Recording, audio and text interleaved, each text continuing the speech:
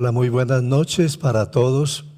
Me da mucho gusto que nos encontremos por este medio maravilloso.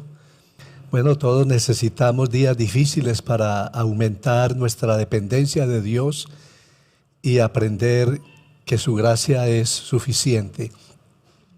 La crisis es la mejor bendición que puede sucederle a personas y países porque al final genera progresos. El libro de Santiago dice en Santiago 1:2, tened por sumo gozo cuando os halléis en diversas pruebas. Es que en realidad lo que está ocurriendo cuando estamos en tiempos de pruebas es que Dios nos está motivando para que le busquemos a Él. Dios está usando las pruebas para un plan mejor para nuestra vida. La vida es como una sucesión de olas y una pérdida o un percance pueden convertirse en una ganancia. Por eso, nada nos engrandece más que un gran dolor, nada nos ayuda tanto como el molino de la prueba. Bueno, hoy vamos a hablar acerca de la madre que salvó a sus hijos y vamos a basarnos en 2 de Reyes capítulo 4, los primeros 7 versículos. Todo comenzó con densos y negros nubarrones que se fueron amontonando sobre el pueblo de Fairfield, Illinois, en Estados Unidos. El servicio meteorológico anunció: hay amenaza de fuerte tormenta. Solo que en vez de una tormenta común de verano, lo que hubo fue un feroz tornado que casi destruye totalmente al pueblo. Hizo que se elevaran, que prácticamente volaran por los aires camiones, tractores, casas, establos y galpones. Pocos minutos después, bajo los escombros de una casa hallaron muy débil y asustada a Patricia Uridel, madre de 33 años de edad, y entre sus piernas tenía aferrado a su hijo mayor de 10 años y en sus brazos sostenía a sus 2 bebés. Patricia tenía varias cortadas por las latas y las maderas del establo y hasta tenía clavos en la carne. No obstante, la imprevista que había sido aquella odisea había logrado salvar a sus 3 hijos. Yo no voy a dejar, dijo ella, que ninguna tormenta se lleve a mis hijos. He aquí una madre valiente. Solo los que han visto uno de esos tornados de grado máximo saben lo horriblemente destructores que son. Patricia Uridel sufrió la pérdida total de la casa, pero en medio de vientos que alcanzaron 400 kilómetros por hora, ella pareció anclarse al suelo y con un esfuerzo sobrehumano retuvo a sus hijos con ella. No voy a dejar que ninguna tormenta se lleve a mis hijos, fue lo que determinó. Lo mismo deberíamos decir todos los padres y madres del mundo, porque si bien no siempre hay remolinos atmosféricos que nos amenazan, sí hay otras tormentas que son mucho peores. ¿Qué del abuso de las drogas? ¿No es acaso esta una tormenta más destructora que un tornado que puede destruir una ciudad? Deberíamos decir: no voy a dejar que a mis hijos se los lleve la tormenta de las drogas, y abrazarlos con toda la fuerza de nuestro ser, toda la emoción de nuestra alma y una plegaria sincera a Dios, a mantenerlos en el hogar. Una plegaria sincera a Dios, porque como dice la Biblia en el Salmo 127:1, si el Señor no guarda la ciudad, en vano vela la guardia. ¿Y qué de otras tormentas, tales como el libertinaje, la tormenta del alcohol, la tormenta de la rebeldía y la tormenta del delito? ¿Acaso no debemos los padres, las madres también reaccionar diciendo: no dejaré que a mis hijos se los lleve ninguna tormenta? Busquemos en Cristo el poder para conservar nuestro hogar, para conservarlo sano, para conservar nuestra familia unida. Invitemos a Cristo a ser el Señor de nuestro hogar, asegurándolo así contra toda tormenta que pudiera destruirlo. Pasemos ahora a otra historia, otra madre, viuda, cabeza de hogar, que estando en una situación económica extrema, vio la libertad de sus 2 hijos amenazada y llena de fe, buscó a Dios a través del profeta Eliseo y por eso vio la gloria de Dios en su propio hogar. Al comprobar, por supuesto, que Dios es bueno y defensor de viudas y de huérfanos. Bueno, la historia es esta. La viuda de un aprendiz de profeta, del mismo profeta Eliseo, le comunicó a este su angustia debido a las deudas que su esposo muerto había dejado y el peligro, el riesgo de que sus hijos fueran tomados como esclavos por el acreedor. En esa cultura, a la gente pobre o a los deudores se les permitía pagar sus deudas vendiéndose a sí mismos o a sus hijos como esclavos. Pero en Deuteronomio 15 Dios ordenó a los ricos de Israel y a los acreedores que no se aprovecharan de esta gente en sus momentos de necesidad extrema. El acreedor de esta mujer de nuestra historia no estaba actuando en el espíritu de la ley de Dios. A estos jóvenes, a los 2 hijos de esta viuda, les esperaba no menos de 6 años de esclavitud, pues la norma decía en Éxodo 21:2, si compras un siervo hebreo, 6 años servirá, pero al 7º saldrá libre, saldrá de balde. Eliseo consideró el problema de esta mujer y dijo, ¿qué haré yo? Reflexionó. Entonces el profeta, después de descubrir que la mujer tenía un poco de aceite en su casa, le ordenó tomar bastantes vasijas prestadas de los vecinos, encerrarse en casa con sus hijos y comenzar a vaciar su aceite en aquellas vasijas. La mujer, sin poder entenderlo, pues se obró un milagro allí, logró llenar todos esos recipientes. Luego regresó al profeta y le contó lo sucedido. Eliseo le ordenó pagar la deuda y vivir del aceite extra, pues la provisión de Dios fue superior a las expectativas de ella. Hubo más aceite del que necesitaba para cubrir la deuda y dejar en libertad así a sus hijos. Así salvó esta otra madre a sus hijos de la horrorosa tormenta de la esclavitud. Vamos a leer el texto bíblico. Voy a pedirle a Sandra que lea Segunda de Reyes, capítulo 4, los primeros 7 versículos.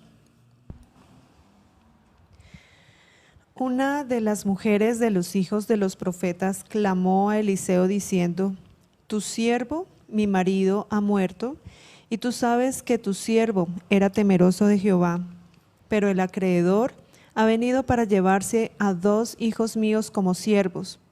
Eliseo le dijo, ¿qué puedo yo hacer por ti? Dime qué tienes en tu casa. Ella respondió, tu sierva no tiene ninguna cosa en la casa sino una vasija de aceite. Él le dijo, ve y pídele vasijas prestadas a todos tus vecinos, vasijas vacías, todas las que puedas conseguir.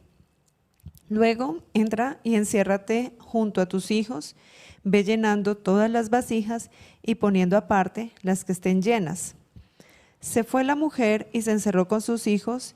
Ellos le traían las vasijas y ella echaba del aceite. Cuando las vasijas estuvieron llenas, dijo a uno de sus hijos, tráeme otras vasijas. No hay más vasijas, respondió él. Entonces cesó el aceite. Ella fue a contárselo al hombre de Dios, el cual dijo, ve, vende el aceite y paga a tus acreedores, tú y tus hijos vivid de lo que quede. Bueno, ese es el relato. Ahora vamos a ver unas preguntas. Aquí tenemos 2 identificadas que yo creo que son las que ustedes también se están haciendo allá en sus hogares. Entonces, Vamos con la primera pregunta. ¿Por qué permite Dios que sufran los buenos? Sería una primera pregunta que tendríamos que descifrar de este texto. Claro, el esposo de esta mujer era un estudiante del seminario del profeta Eliseo, quería servir al Señor, al parecer era aún joven, pero un día se lo llevó la muerte y la familia quedó endeudada, hundida en la más absoluta pobreza. El acreedor amenaza llevarse a sus hijos, y que es el único sustento de esta viuda.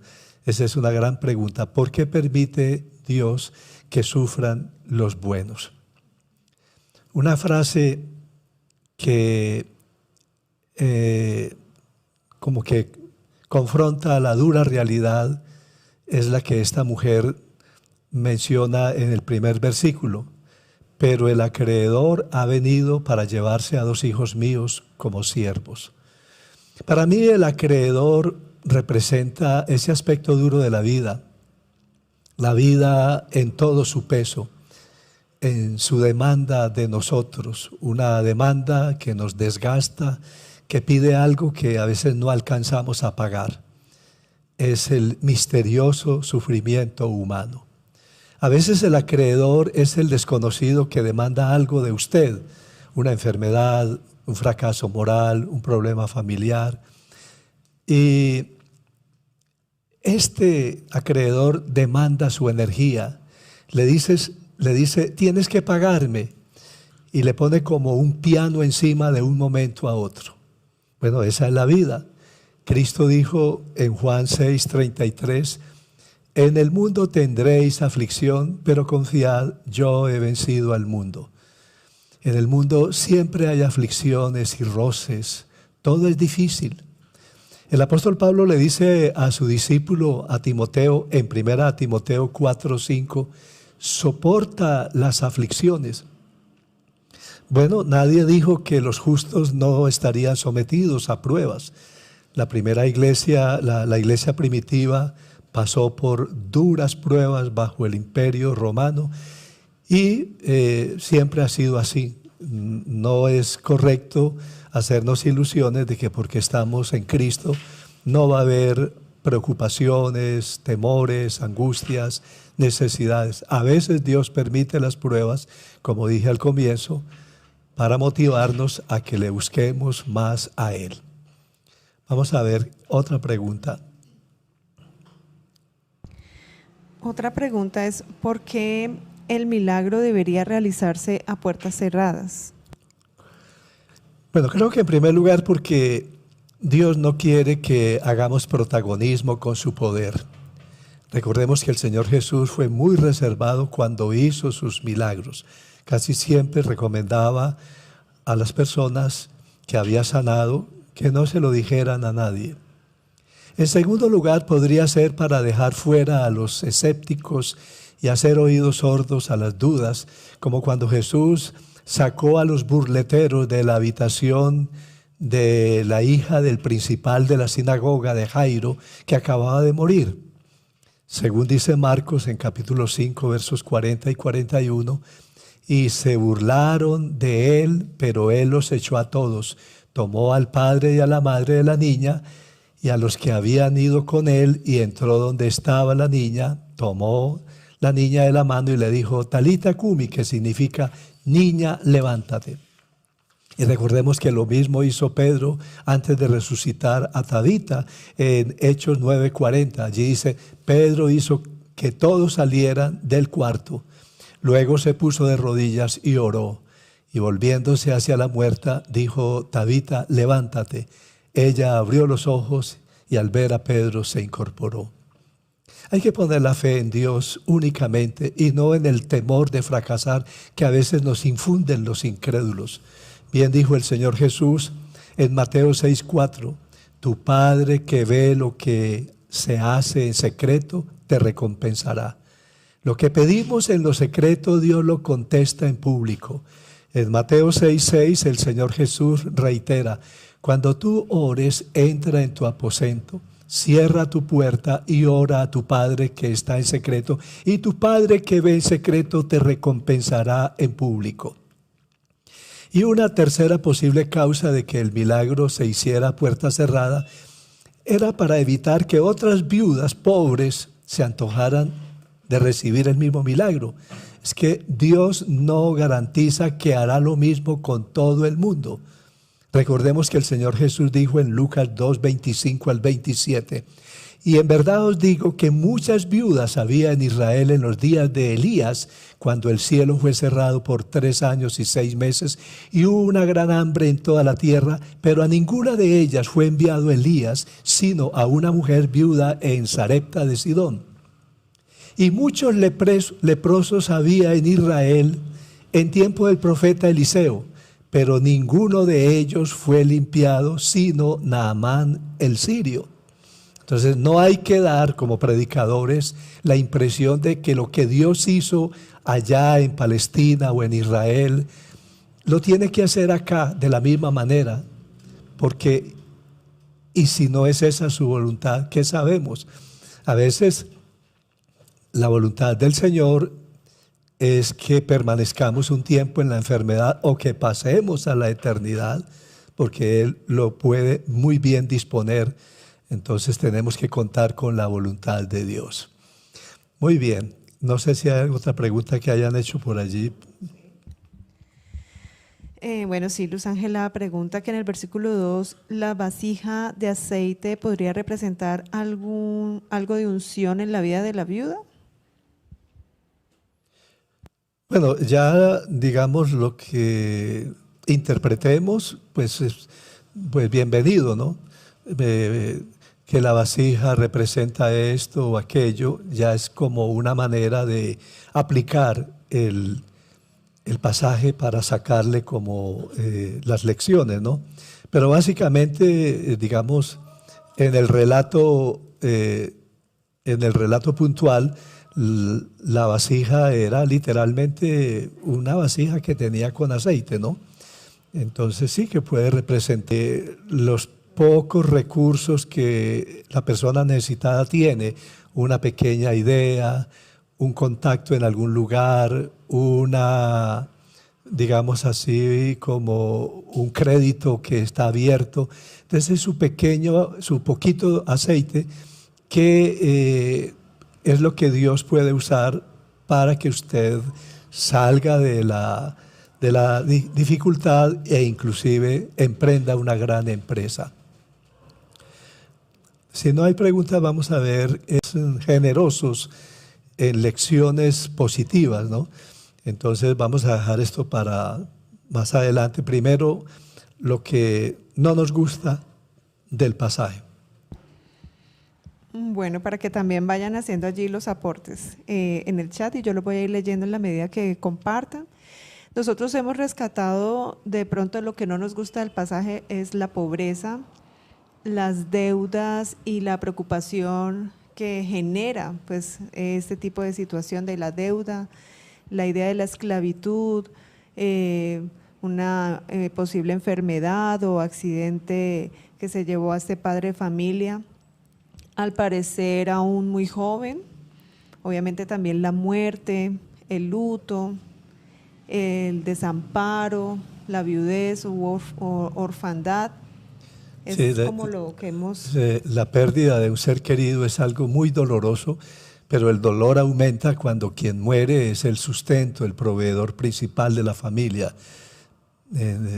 Otra cosa que no nos gusta del pasaje sería...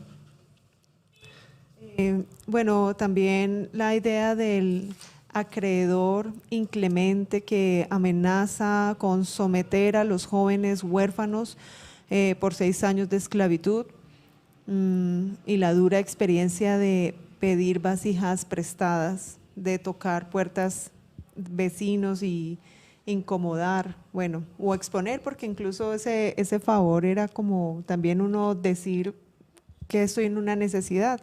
Y es como exponer también la necesidad allí con los vecinos. Pues es como lo que más hemos rescatado de lo que no nos gusta. Bien, pasamos ahora a las cosas que sí nos gusta del pasaje, ¿no? En primer lugar, pues que la viuda comunica su necesidad. El texto dice que ella clamó a Eliseo. La idea es que suplicó, que lloró, que gimió en su desespero, ¿no? Nos gusta también, pues, la bendición de que hubiera en Israel un profeta, y no cualquier profeta, un predicador confiable.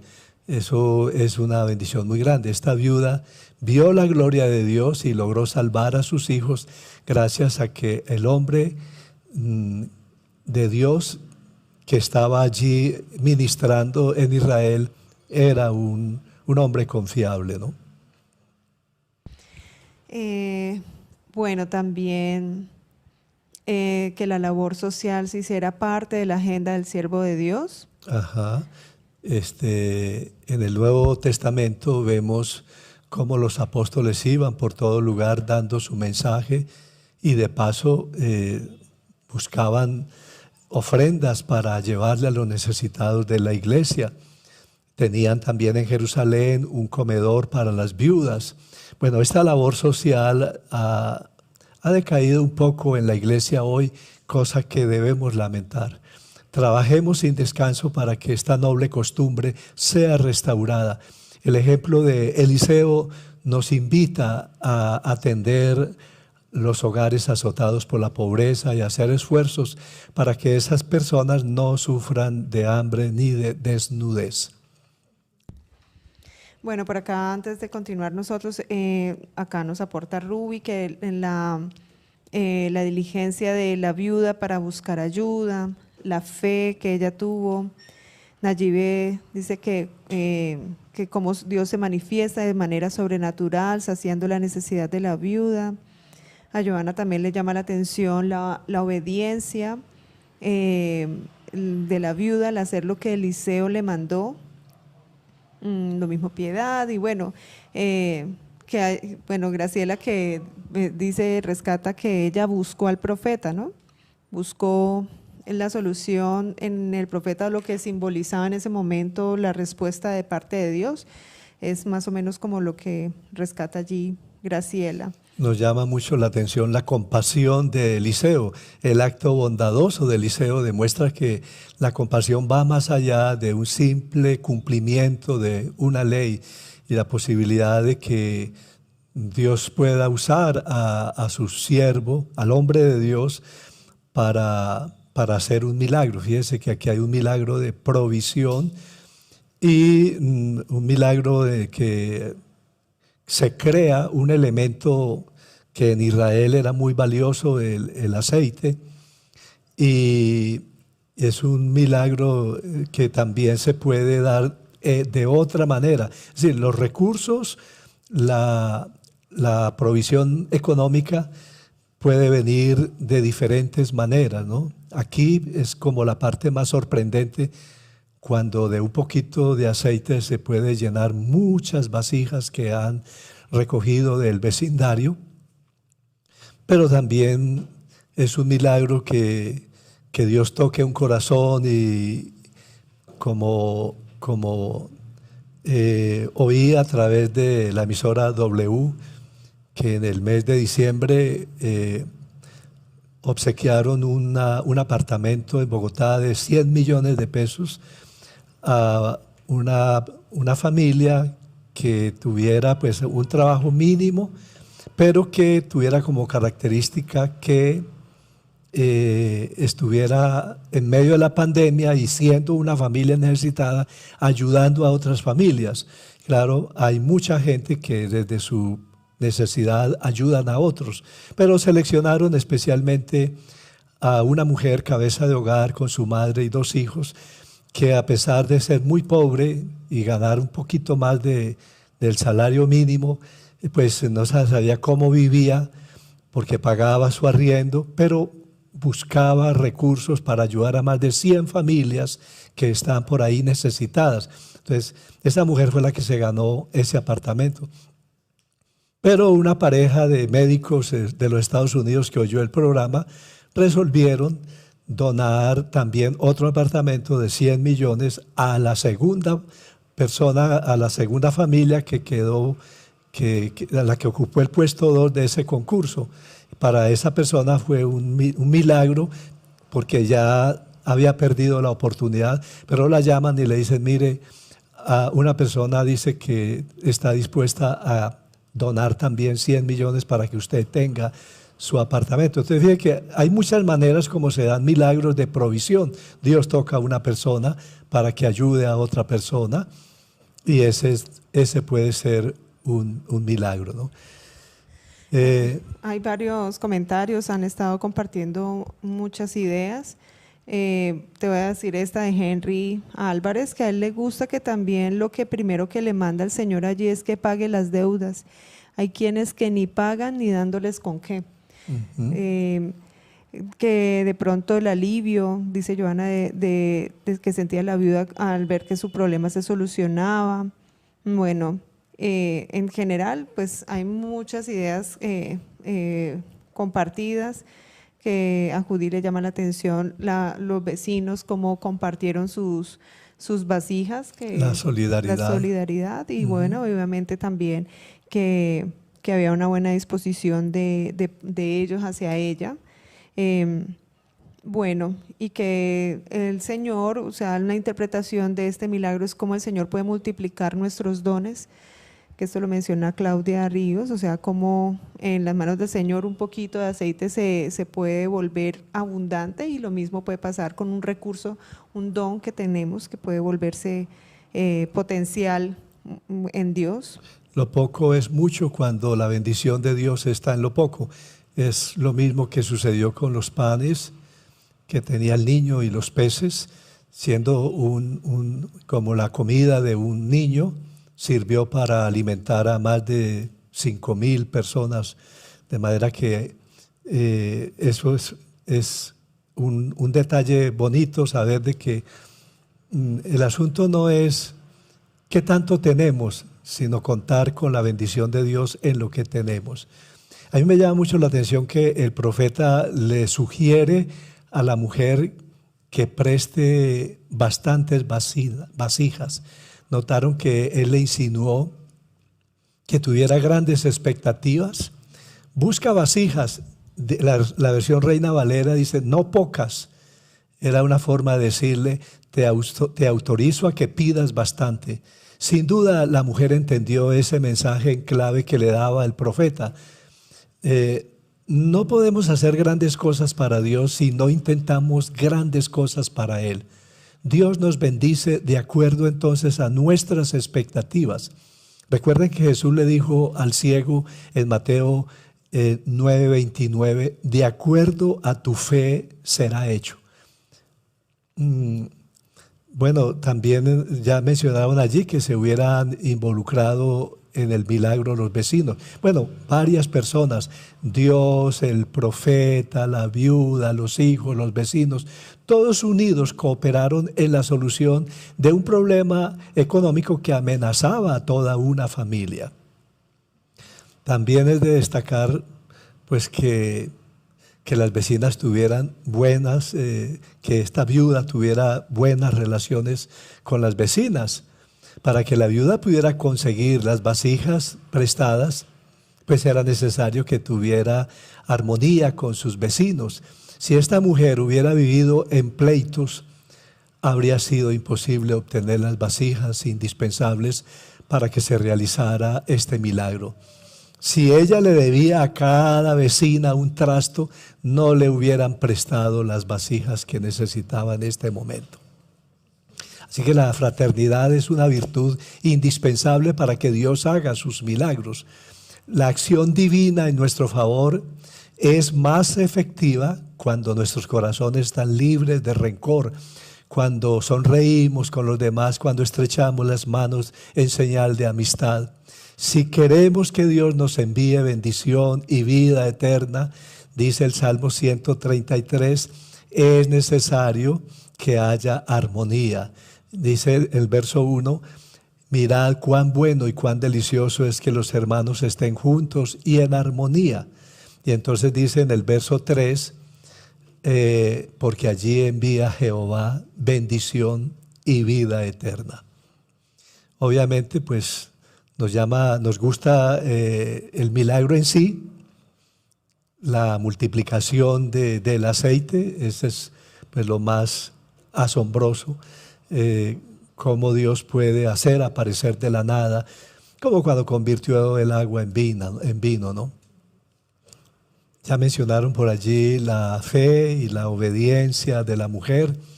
Ella creyó en el profeta de Dios, aunque la idea de ese profeta parecía descabellada. Pero bien dice en 2 de Crónicas 20:20, confíen en el Señor y serán librados. Confíen en sus profetas y tendrán éxito. La bendición de Dios se manifestaría hasta donde alcanzara la fe de esta viuda. Así que ella definiría hasta dónde recibiría. La provisión material llegaría hasta donde llegara la fe de esta mujer. Así que no ponga limitaciones a Dios. Sus recursos, los de Dios, son ilimitados. El único límite está en usted. El problema es que a veces nuestras peticiones, nuestros mismos pensamientos, nuestras oraciones son demasiado pequeñas, nuestras expectativas demasiado limitadas. ¿Qué más nos gusta del pasaje? Bueno, ya creo que mencionamos parte de los que participaron allí en el milagro. Henry pues también dice que Él nos bendice por medio del trabajo. Por lo tanto, que sin trabajo no hay éxito, que eso está en 2 Tesalonicenses 3:10, que el que no trabaje, que no coma, pero que Él resalta el trabajo en equipo, ¿no?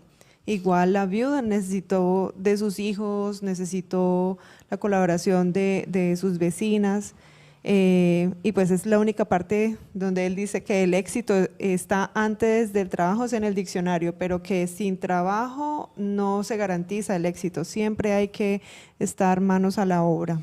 Si la mujer participó del milagro, porque pues ella tuvo que salir a buscar las vasijas, tuvo que creer, ella tuvo fe. La fe no es fe si no obramos. La fe sin obras es muerta, dice Santiago 2:17. El profeta le indicó a la viuda que saliera a buscar vasijas. Y yo creo que esta misión debió ser, por supuesto, muy incómoda. Dios hace lo imposible, pero nosotros tenemos que hacer lo que esté a nuestro alcance.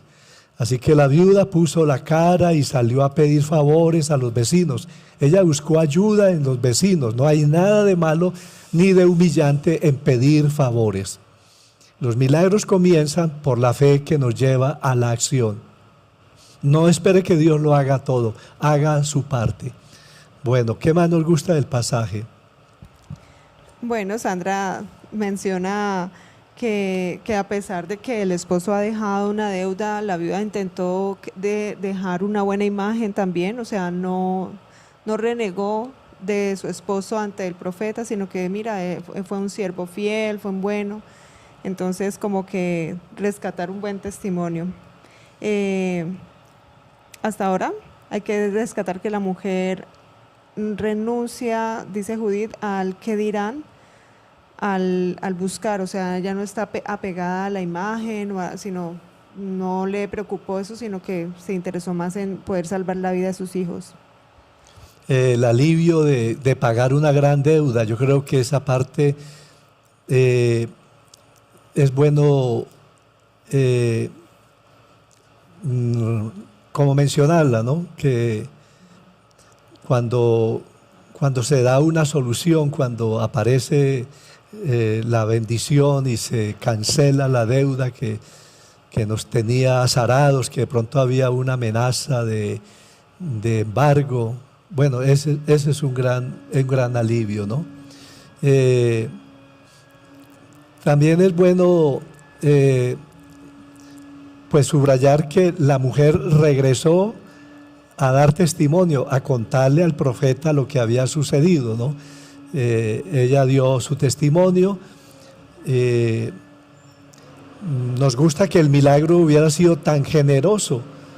El milagro rebasó las expectativas de la mujer. Es que Dios nos da más de lo que pedimos. Sus milagros son rebosantes. Recuerden la pesca milagrosa, la alimentación de la multitud.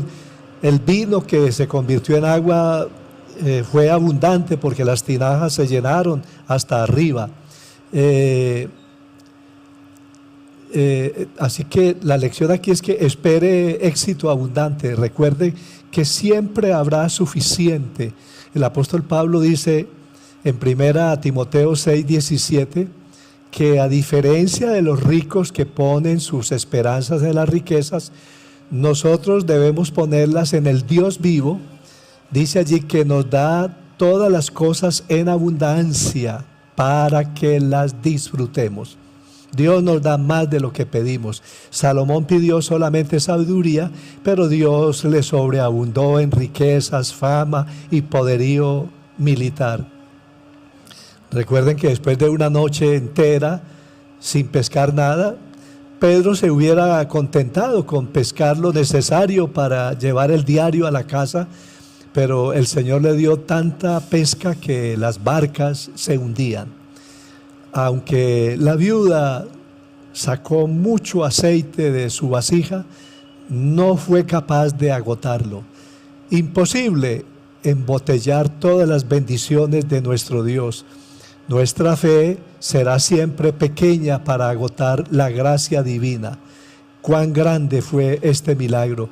La viuda pudo pagar sus deudas y le quedaron fondos para seguir viviendo el resto de vida. Bueno, vamos a destacar los valores que encontramos en el profeta, en la viuda, ¿no? Bueno, ya en los valores, pues tenemos acá la sensibilidad social del profeta, que es algo que es muy, muy interesante, la fe de ella, la obediencia que ella tuvo frente a esas instrucciones, porque o sea, en ese punto a mí me parece que es algo difícil a veces de ejecutar, porque fueron unas instrucciones que ni siquiera él explicaba qué iba a pasar. O sea, él simplemente reúne vasijas, ella va y reúne y echa aceite y ya, y eso es todo. Y uno dice, pues yo creo que yo estaría cuestionando, bueno, ¿y de dónde va? ¿Qué voy a hacer con eso? Pero no, ella obediente, hizo todo. El pago de la deuda que mencionaba ahorita Henry, me parece que también nos parece que es importante ser responsables con esos compromisos, el emprendimiento, la solidaridad de los vecinos. ¿Qué otros valores ustedes ven también allí en el pasaje? Para que lo comenten y ahí nos vamos retroalimentando. Bien, vamos a ver mientras nos aportan más, porque hay muchas cosas que nos brinda el pasaje. ¿Cómo se presenta Dios aquí? ¿Cómo vemos a Dios aquí? Pues como un ser misericordioso, proveedor. Él es discreto, no está, digamos, no está interesado en que se haga una especie de propaganda inmensa de lo que está haciendo, por eso lo de más bien a puerta cerrada. ¿Quién sabe cuántos milagros estará realizando el Señor ahora mismo a puerta cerrada? Nosotros no alcanzamos a comprender la influencia de la palabra y del Espíritu Santo. A veces aparece un caso extraordinario, una persona que llega a la iglesia muy dispuesta a servir al Señor. Bueno, ni la conocíamos, pero el Espíritu Santo estuvo tratándola y a puerta cerrada hizo un milagro, cambió su manera de pensar, hubo una sanidad, hubo una liberación espiritual. No se dio en público, se dio en lo secreto de la habitación, mientras esa persona, tocada por el Espíritu Santo, encomendaba su vida al Señor. Aquí vemos que Dios es defensor de viudas y huérfanos. Vemos que Dios provee para los asuntos materiales. Él nos puede sacar de esos apuros económicos, pero no debemos olvidar la norma del Señor Jesús en Mateo 6:33. Recuerden, Él dice, buscad primeramente el reino de Dios y su justicia, y todas estas cosas serán añadidas.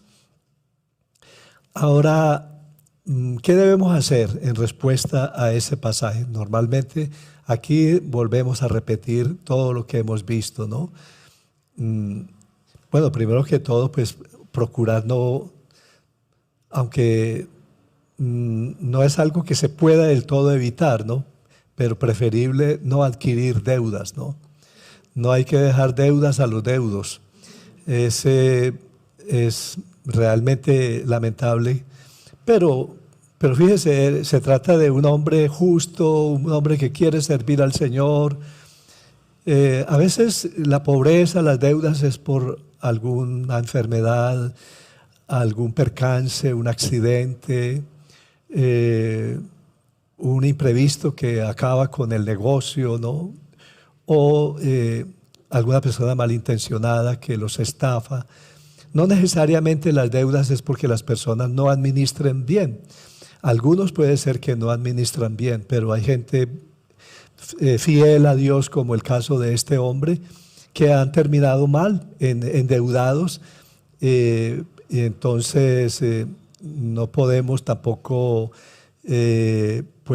pensar que la persona que tiene deudas necesariamente ha actuado mal.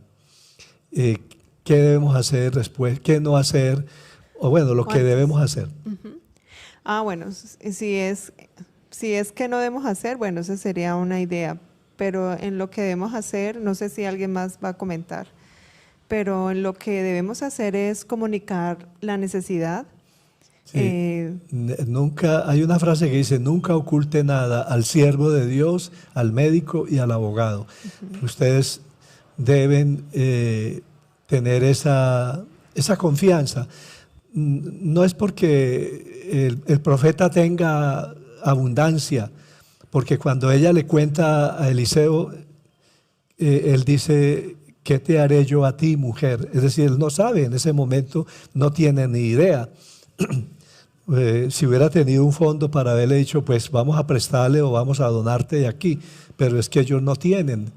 Realmente el ministerio de Eliseo era muy pobre, a veces él tenía que hacer milagros. Él hizo también una multiplicación de panes para alimentar a los discípulos, ¿no? Entonces, pero cuando se comunica, se pide oración, de pronto la persona tiene el ministro de Dios o el hermano, el líder, tiene una idea, sabe dónde está la solución, porque Dios lo guía, Dios le muestra y Dios le guía dónde está el milagro, ¿no? ¿Qué debemos hacer? Creer en milagros, tener fe y esperanza bastante, esperar en Dios. Tenga cuidado de no limitar las bendiciones de Dios por falta de fe y de obediencia. Pues también debemos contribuir a la realización de los milagros, participar del milagro, como el profeta Eliseo. Debemos ejercer los dones que Dios nos ha dado. Es maravilloso pensar que Dios de un momento a otro nos puede dar una salida, una inspiración, nos puede dar un milagro, ¿no? Entonces hay que ejercer los dones que Dios nos dio. Temo que algunos ni siquiera los han identificado, sus dones, ¿no? ¿Qué más debemos hacer? Bueno, demostrar compasión, como el profeta lo hizo, pagar las deudas, contar las maravillas del Señor, evitar hacer protagonismo con los dones de Dios, inventariar nuestros bienes, tener presente qué es lo que tenemos. Yo creo que también, bueno, no sé si vas a decir algo allí, pero también yo creo que algo que debemos hacer en respuesta a este pasaje es que si la viuda el solo hecho de sentir la amenaza del acreedor con sus hijos y saber que sus hijos iban a perderla y que iban a ser separados, ¿cuánto más nosotros podemos reaccionar al ver a nuestras familias, a nuestros seres queridos que no están en los caminos del Señor? O sea, empezar a movernos porque sus vidas están corriendo peligro, puede pasar algo y su vida eterna no está concreta, pero es como también desde la forma de así como poner la vida en peligro nos pone tan evidente lo que puede pasar en cuanto a la vida espiritual de nuestros seres queridos. Entonces, buscar ayuda, pedir ayuda, consejería, orar, acudir al Señor, pues que Él interceda en la vida de estas personas que amamos y que no queremos que vayan a perder su vida en la eternidad. En el caso de la primera madre que mencioné al comienzo de la enseñanza, fue un huracán que se quería llevar a sus hijos y ella los retuvo. Y en este caso es un acreedor que quiere esclavizar a sus hijos, ¿no? Y ella luchó, ella no se entregó, sino que buscó el milagro y pidió ayuda. Y hubo una solución, pero es importante inventariar lo que tenemos. La materia prima para el milagro puede estar en su propia casa, como fue en el caso de la viuda. ¿Qué tienes en tu casa?, le preguntó el profeta a la mujer. Es necesario valorar lo que tenemos, aunque no sea mucho. Dios podría haber solucionado los problemas económicos de esta mujer sin ayuda del poquito de aceite que ella tenía. Pero no lo hizo. ¿Por qué? Porque Él quiere estimularnos a reconocer nuestros recursos, aunque parezcan insignificantes. A Dios siempre le gusta que nosotros aportemos algo.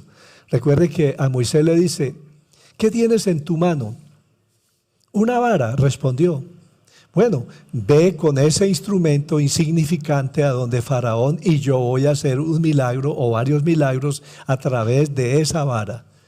No hay que subestimar lo pequeño. Todo lo grande comienza por pequeñas cosas. Las posibilidades son ilimitadas cuando se le permite a Dios usar lo que nosotros tenemos.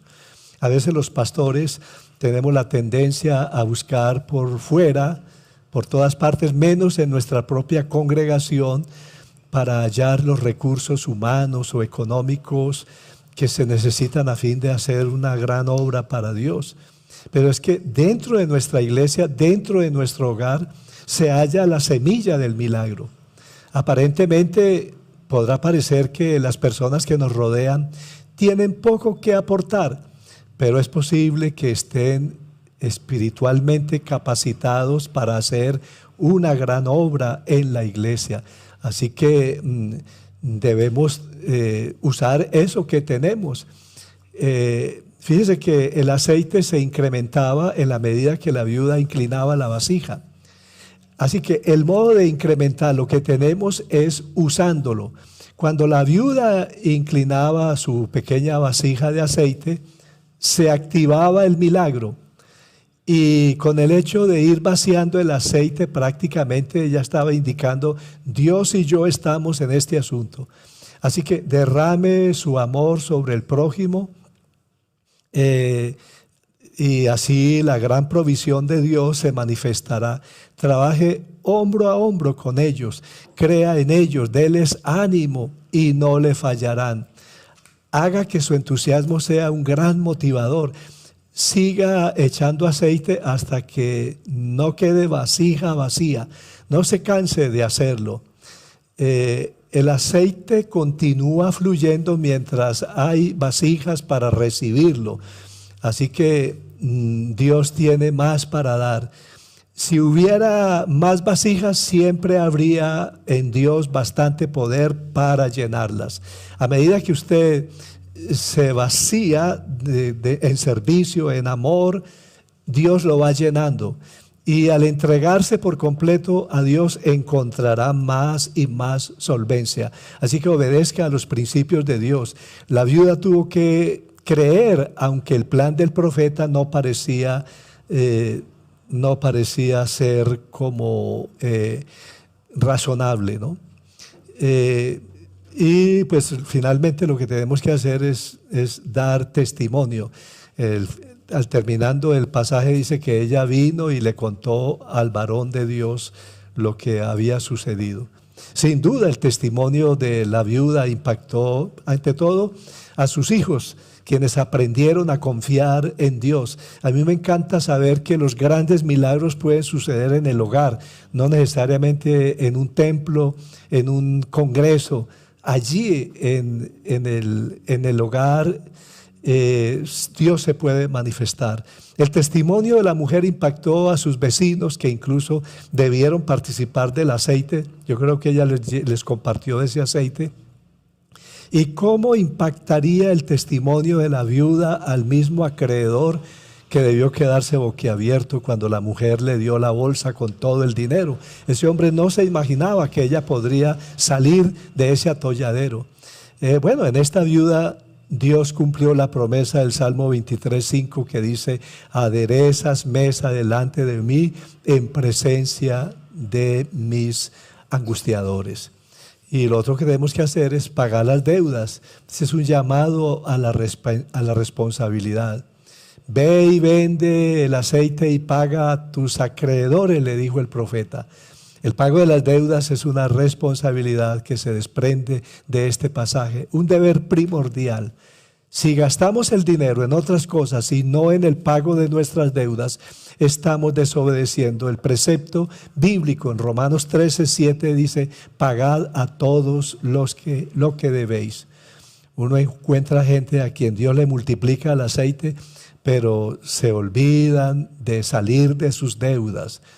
Y lo otro que tenemos que hacer es cuidar el capital. El profeta le dijo: y tú y tus hijos vivid de lo que quedare. Es como si le dijera: administra las reservas que Dios te da. Era responsabilidad de la viuda, de ahí en adelante, sostener el milagro vivo. Así que nos disponemos ahora a orar. Vamos a orar por las viudas, por los que están endeudados, los que temen un embargo. ¿A dónde va usted con sus problemas? Hay que saber dónde ir cuando no sabemos qué hacer. Los hombres sin fe llevan sus problemas al alcohol, van a la desesperación, caen en el suicidio. El creyente debe contarle todo a Dios y también a sus hermanos en la fe, especialmente a personas confiables que pueden ayudar a solucionar los problemas. Dios puede usar a ese líder, a ese hermano sencillo. La viuda de esta historia no guardó su problema, se lo contó al profeta y ahí fue donde empezó el milagro. El Señor nos dice en Salmos 50:15: invócame en el día de la angustia, te libraré y tú me honrarás. Vamos a pedir que Dios haga milagros, que multiplique lo poco que tenemos en nuestras manos. Ánimo, hermano, lo que Dios hará en su vida superará todas sus expectativas. Vamos a dar gracias al Señor y a entregarle todas nuestras preocupaciones. Amado Dios, gracias por tantas bendiciones que nos has dado hasta aquí. Especialmente a través de esta enseñanza hemos aprendido tantas cosas. Es un pasaje bien conocido entre nosotros, lo hemos analizado muchas veces y siempre enriquece nuestra fe. Te rogamos por las viudas, por las personas pobres de nuestro entorno. Ante todo, Señor, te pedimos que podamos ser instrumentos para generarlos. Muéstranos, Señor, cómo saldrán estas personas de sus problemas. Tú puedes darnos grandes ideas, Señor. Te rogamos por aquellas personas que se encuentran agobiadas, muy angustiadas por la situación económica. Extiende tu mano, Señor, sobre esa economía, sobre las familias de nuestra iglesia. Derrama tu Santo Espíritu, Señor, en la congregación, en la comunidad. Mira las necesidades que hay en las personas que están con nosotros conectadas o los que escuchan luego en diferido esta enseñanza. Extiende tu gracia sobre sus vidas y dales también un milagro abundante, Señor.